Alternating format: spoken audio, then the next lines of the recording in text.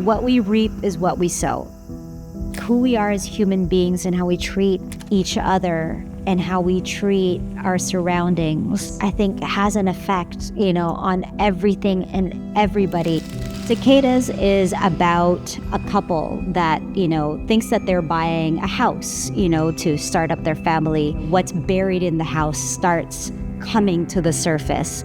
We're seeing that journey with this couple kind of representing us, really, and navigating the consequences of the choices that we've made to the land, to the place that we live in. It is an eco-thriller for a reason, which is I love, I don't like watching horror movies. My heart can't take it.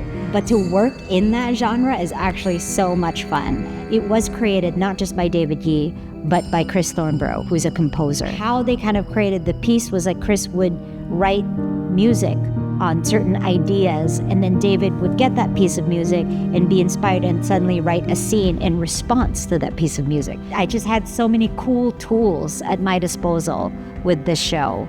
And I hope that the audience really feels that. Specifically with Cicadas, time is the container for this show. As soon as I step foot in that house, a different timer goes off and things happen around them. Horror, again, it's truth disguised as something we're scared of, right? It is a way in for our audiences to confront reality. The future is now, and we've got time.